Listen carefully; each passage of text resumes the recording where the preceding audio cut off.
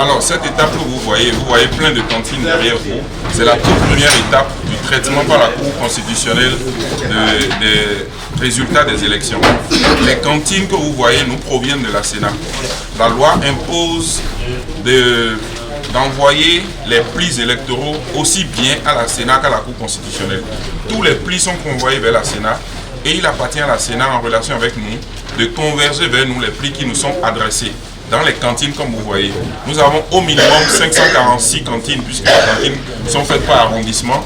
Mais comme il y a certains arrondissements qui sont importants, il y a plus d'une cantine dans certains arrondissements. Donc, quand la Sénat arrive ici, les camions de la Sénat acheminent vers nous toutes les cantines avec tous les plis électoraux de l'ensemble du territoire national. Donc c'est à cette étape que nous sommes. Nous avons une administration bien mise en place qui réceptionne, qui contrôle, on ouvre, on vérifie si tous les plis annoncés sont là et il y a des charges et tout. Et à partir de là, on fait des plis ici qu'on adresse maintenant vers la salle d'ouverture des plis qui est un peu plus haut que nous allons voir tout à l'heure.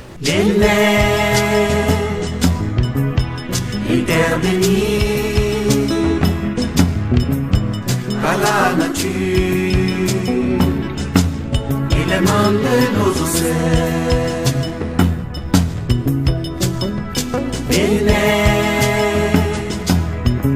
Ici, nous sommes à la salle d'ouverture des plis.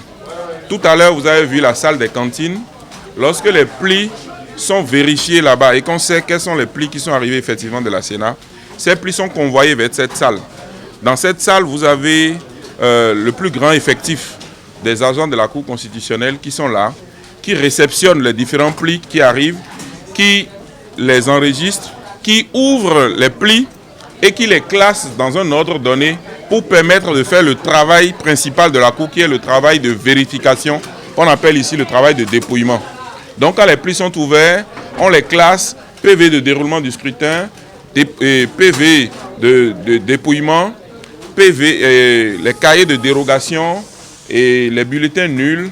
Tout cela est rangé dans un ordre donné pour faciliter le travail de dépouillement qui est fait par les conseillers et ceux qui les assistent. Donc ici, c'est la salle de dépouillement. Il y a plusieurs équipes qui sont supervisées et il y a une coordination générale qui se trouve ici. Tout ce qui rentre et tout ce qui sort ici est enregistré avec beaucoup de précision. Et les gens n'entrent pas ici sans avoir laissé tout, y compris téléphone, sac et tout ça. Et ils ressortent comme ils sont rentrés pour assurer la fiabilité et la tranquillité de ce processus. Donc après ici, ça converge vers la salle de dépouillement que nous allons voir tout à l'heure. Tu n'es pas, mais je t'aime encore mieux.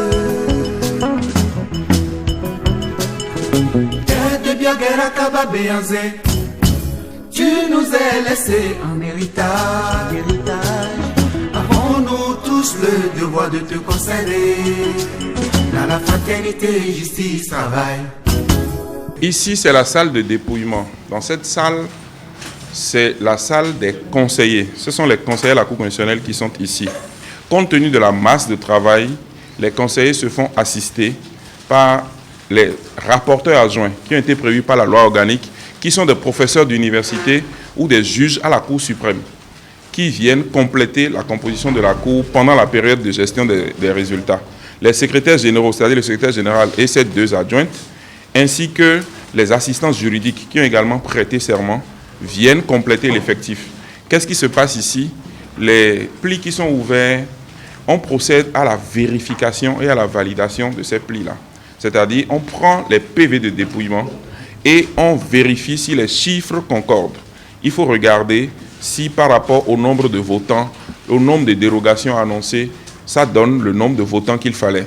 Est-ce que lorsqu'on retire de ce nombre de votants le nombre de bulletins nuls, ça donne le nombre d'émargements de suffrages exprimés? Est-ce que ce suffrage exprimé est réparti? Est-ce que l'addition des chiffres entre les deux parties correspond au suffrage valablement exprimé? Est-ce que les bulletins qui sont déclarés nuls devraient être vraiment considérés comme nuls au regard de la loi? Ou faut-il redresser en redonnant le bulletin arbitrairement arraché à une liste, à cette liste-là? Et ça permet de faire un certain nombre de corrections. Lorsqu'on constate que les chiffres ne sont pas cohérents, on recherche où se trouve l'erreur et on procède à la correction sur les feuilles et on met une nouvelle fiche validés par la Cour sur les documents qui vont être envoyés à la salle de traitement informatique. Et ce sont les chiffres corrigés ou validés par la Cour qui sont intégrés dans les ordinateurs au niveau des prestataires informatiques pour donner les résultats.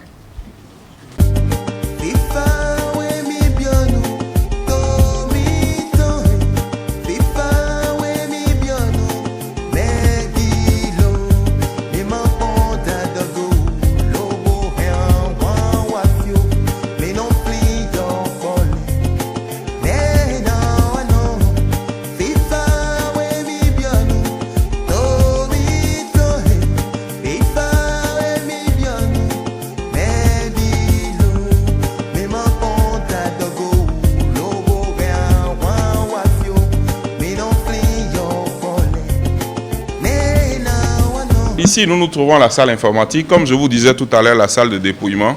Les vérifications sont faites au niveau de la salle de dépouillement et les corrections éventuelles liées aux anomalies qui sont constatées sont relevées par toutes les personnes assermentées qui se trouvent dans la salle de dépouillement.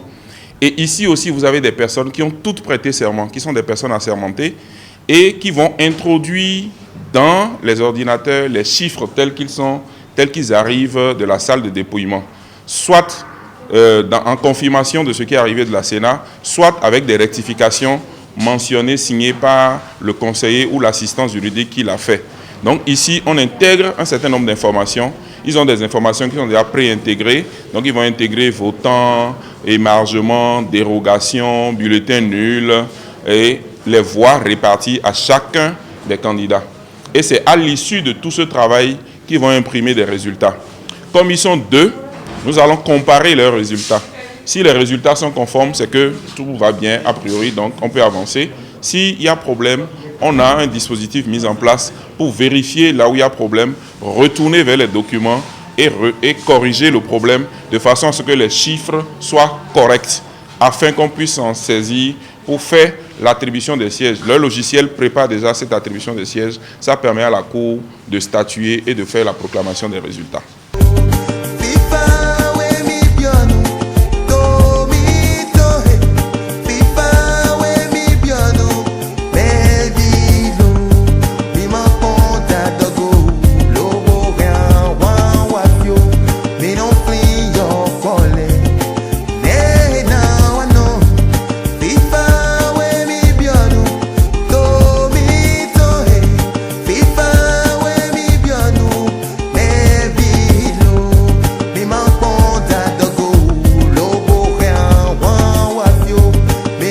Alors après cette étape qui, comme vous l'avez certainement senti, est très lourde et va nous prendre beaucoup de temps, après cette étape, la Cour va statuer sur les résultats qui seront issus des traitements informatiques. Vous savez que avec les PV de dépouillement et les PV de déroulement du scrutin, les représentants des candidats ou les représentants des listes peuvent mettre dans ces PV-là des cas d'irrégularité qu'ils auraient relevés. Ils peuvent mettre toutes sortes de réclamations qu'ils ont à envoyer à la Cour. Le président du poste de vote est tenu de recevoir tout cela et de les mettre dans l'enveloppe destinée à la Cour. Donc, au fur et à mesure que les enveloppes sont ouvertes, ces cas sont regardés, sont appréciés. Et les irrégularités aussi qui sont relevées au niveau de la Cour, au niveau de la salle de dépouillement, sont relevées. Et on fait la synthèse de tout cela pour voir quelle influence ces irrégularités, ces constats vont avoir sur les résultats qu'on va donner. Parfois, comme vous le voyez, il y a des redressements de voix. Parfois, on peut regarder et trouver que c'est impossible de tenir compte des résultats arrivés de ce poste de vote parce que personne n'a signé. On a un président qui a signé, il n'y a pas d'assesseur, il n'y a pas de représentant de candidat. Les chiffres sont bizarres, il y a plus de votants que d'inscrits. Le cahier de dérogation n'est pas là. On ne comprend pas les chiffres. On est obligé d'annuler. Donc, c'est tout ça qui va être pris en compte pour faire la synthèse de tout cela et pouvoir proclamer les résultats. Donc, c'est une audience solennelle de la Cour pendant laquelle il est proclamé officiellement les résultats. Il faut savoir qu'il y a deux étapes. La Constitution dit que c'est la Cour constitutionnelle qui statue souverainement sur l'élection des députés. C'est à cette étape que nous sommes. Nous sommes sur la validation. Une fois que cette étape va finir, on va proclamer les résultats parce que c'est seule la Cour qui proclame les résultats. Et à partir de là, les gens sont considérés comme députés, ils peuvent siéger. Mais il y a une période de 10 jours qui s'ouvre après cette proclamation des résultats, qui permet à toute personne qui veut contester la validation de ces résultats-là, qui veut contester l'élection d'un député, de saisir la Cour dans les 10 jours. Et la Cour va, suivant le nombre de recours qu'elle a, suivant les mesures d'instruction, c'est-à-dire elle envoie la réclamation au député pour lui permettre de se défendre et elle compare les arguments des uns et des autres. Et c'est à l'issue de ça qu'elle va se prononcer sur la contestation de l'élection d'un député. Donc, seuls les candidats dans la circonscription et les électeurs dans la circonscription peuvent faire ce genre de recours et cela doit se faire dans les 10 jours. Parfois, si la réclamation porte sur le déroulement du scrutin et que vous n'avez pas fait part de ces observations-là et que vous n'avez pas mis ça déjà dans l'enveloppe destinée à la Cour, on ne peut plus en tenir compte. Mais si ça porte sur d'autres aspects, vous pouvez le faire. Dans tous les cas, dans les 10 jours, il faut vous signaler à la Cour pour dire quelle est votre réclamation afin que la Cour statue et proclame les résultats. Il faut dire que les chiffres que la Cour utilise sont des chiffres vérifiés à plusieurs niveaux, comme vous avez pu le remarquer, et que surtout, les prestataires informatiques sont au nombre de 2, et que s'il y a contradiction entre leurs chiffres, nous vérifions où se trouve l'erreur, on regarde tout ça, et ce sont ces résultats qui sont proclamés dans un premier temps pour offrir l'occasion à ceux qui le souhaitent dans les 10 jours de contester tel ou tel résultat. La Cour va faire un communiqué sur la date de proclamation des résultats. À l'étape d'aujourd'hui, comme vous avez pu le voir, il est difficile de se prononcer. Certes, nous avons déjà reçu les 4/5 des cantines en provenance de la Sénat. Mais tant que nous n'avons pas reçu la dernière cantine, il serait imprudent de vous donner une date. L'essentiel est de savoir qu'à partir du moment où nous allons recevoir la dernière cantine, nous avons 112 heures à partir de cet instant pour proclamer les résultats. En général, les autres fois, ça s'est passé dans la semaine. Nous espérons que la même chose va se passer cette fois-ci, mais on ne saurait encore vous donner une date précise. Il y aura un communiqué officiel de la Cour qui vous invitera à cette proclamation des résultats. Il faut retenir que la Cour constitutionnelle statue souverainement sur la validité de l'élection des députés. Et il faut aussi retenir qu'une circonscription électorale, c'est plusieurs communes, donc plusieurs arrondissements, donc plusieurs villages, donc plusieurs centres de vote, donc plusieurs postes de vote. Bon, vous pouvez tirer vos conclusions par rapport à ces différents constats. Nous avons 24 circonscriptions. Chaque département du Bénin est divisé en 2 circonscriptions. Les circonscriptions sont composées de plusieurs communes et les communes sont composées de plusieurs arrondissements. Les arrondissements sont composés de plusieurs quartiers ou villages. Les villages sont composés de plusieurs centres de vote et les centres de vote sont composés de plusieurs postes de vote. La Cour va prendre tous ces éléments pour dire en réalité ce qu'il faut retenir par rapport à ça.